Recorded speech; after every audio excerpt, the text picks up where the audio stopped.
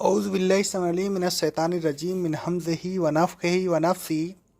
سورہ بقرہ کی آیت نمبر 143 میں اللہ رب العالمین فرماتا ہے، اے ایمان والوں، جس طرح ہم نے تم کو ہدایت دے کر تم پر احسان کیا، اسی طرح تم پر ہم نے یہ بھی احسان کیا کہ تم کو معتدل امت بنایا تاکہ تم لوگوں پر گواہ بنو اور رسول تم پر گواہ بنے۔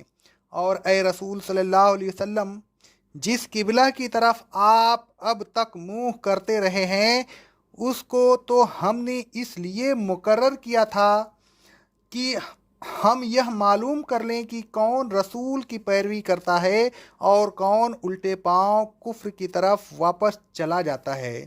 اور یہ تحویل قبلہ اگرچہ لوگوں پر گراں گزرے گی، مگر ان لوگوں پر گراں نہیں گزرے گی جن کو اللہ نے ہدایت دی۔ اور اے رسول صلی اللہ علیہ وسلم، وہ ایمان والے جو کعبہ کی طرف منہ کرنے سے پہلے وفات پا گئے، اللہ ایسا نہیں کہ ان کے ایمان کو ضائع کر دے، اللہ ان کے ساتھ بھی مہربانی اور رحمت سے پیش آئے گا، کیونکہ اللہ بڑا مہربان اور رحم کرنے والا ہے۔ تم پر یہ احسان کیا کہ تم کو ہدایت دی، توحید و عبادت کے اولین مرکز کو تمہارا قبلہ مقرر کیا، تحویل قبلہ کے سلسلہ میں تم پر استقامت بخش کلام نازل کیا، اسی طرح ہم نے تم پر یہ احسان بھی کیا کہ تم کو بہترین و معتدل امت بنایا۔ اللہ رب العالمین فرماتا ہے سورہ آل عمران کی آیت نمبر 110 میں، لوگوں کی اصلاح کے لیے جتنی امتیں پیدا کی گئیں، تم ان سب سے بہترین ہو، تم نیک باتوں کا حکم دیتے ہو، بری باتوں سے روکتے ہو اور اللہ پر ایمان رکھتے ہو۔ حضرت ابو سعید خدری رضی اللہ تعالیٰ عنہ کہتے ہیں، صحیح بخاری کی حدیث ہے، رسول اللہ صلی اللہ علیہ وسلم نے یہ آیت تلاوت فرما کر فرمائی، وَكَذَلِكَ جَعَلْنَاكُمْ أُمَّةً وَسْطًا، اور فرمایا وسط کے معنی عدل ہیں۔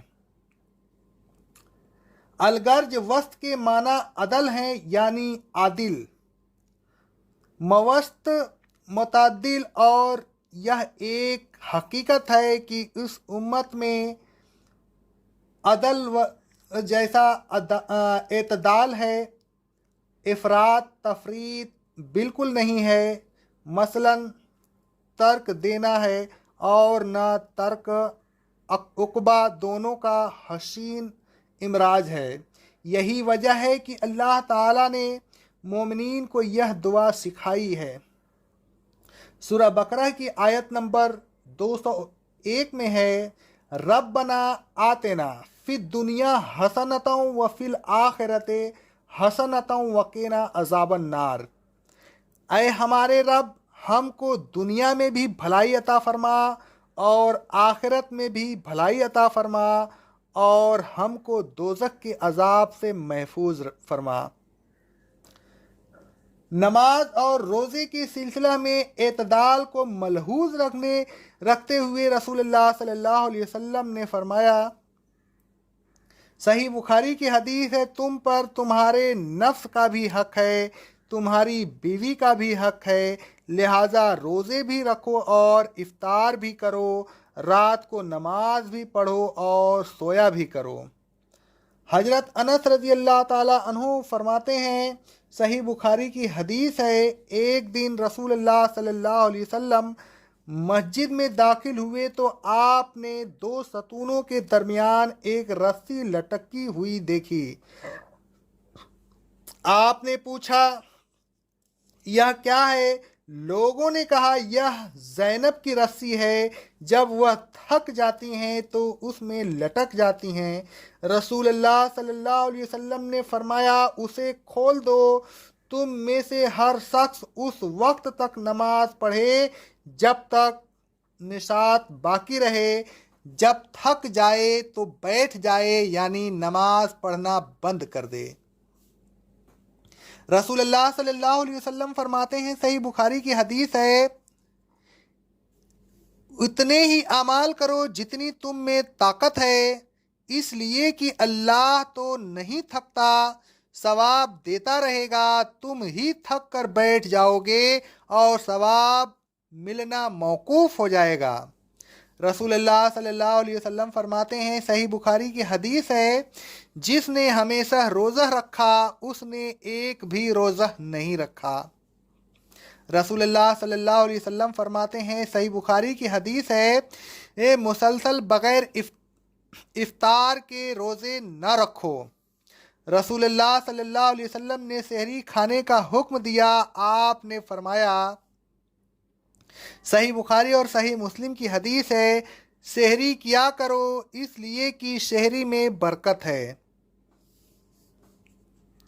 بلکہ سحری کو اور زیادہ موقت کرتے ہوئے آپ صلی اللہ علیہ وسلم نے فرمایا، صحیح مسلم کی حدیث ہے، ہمارے اور اہل کتاب کے روزوں میں سحری کھانے کا فرق ہے۔ حضرت جابر رضی اللہ تعالیٰ عنہ فرماتے ہیں، صحیح مسلم کی حدیث ہے، رسول اللہ صلی اللہ علیہ وسلم فتح کے سال رمضان کے مہینہ میں مکہ روانہ ہوئے، آپ نے روزہ رکھا اور لوگوں نے بھی روزہ رکھا۔ راستے میں آپ سے کہا گیا کہ لوگوں پر روزہ ساکھ گزر رہی ہیں۔ یہ سن کر رسول اللہ صلی اللہ علیہ وسلم نے پانی کا ایک پیالہ منگوایا، پھر اس کو بلند کیا یہاں تک کہ لوگوں نے اس کو دیکھا، پھر آپ نے اس کو پی لیا۔ پھر اس کے بعد آپ سے کہا گیا کہ بعض لوگ اب بھی روزے سے ہیں، آپ نے فرمایا، وہ گنہگار ہیں، وہ گنہگار ہیں۔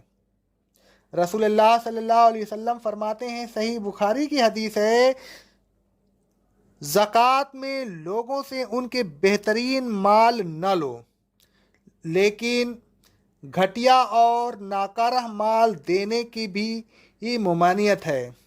اللہ رب العالمین فرماتا ہے سورہ بقرہ کی آیت نمبر 267 میں، بری اور ناکارہ چیزیں دینے کا قصد نہ کرو۔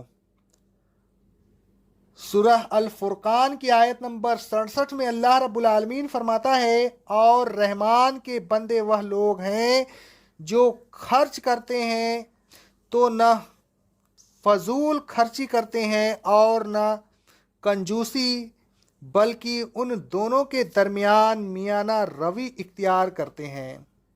اللہ رب العالمین فرماتا ہے سورہ بنی اسرائیل کی آیت نمبر 29 میں، اپنے ہاتھ کو نہ بالکل روک ہی لو اور نہ بالکل کھول ہی دو کہ سب کچھ دے دو اور پھر ملامت زدہ اور ورماندہ ہو کر بیٹھ جاؤ۔ اللہ رب العالمین فرماتا ہے سورہ لقمان کی آیت نمبر 19 میں، حضرت لقمان نے کہا، اے بیٹے، اپنی چال میں میانہ روی اختیار کرو۔ اللہ تعالیٰ فرماتا ہے سورہ بنی اسرائیل کی آیت نمبر 110 میں، نماز میں نہ بہت بلند آواز سے قرات کرو اور نہ بالکل خفی آواز سے، بلکہ درمیانی راستہ اختیار کرو۔ اقول قولی ھذا، استغفر اللہ استغفر اللہ استغفر اللہ۔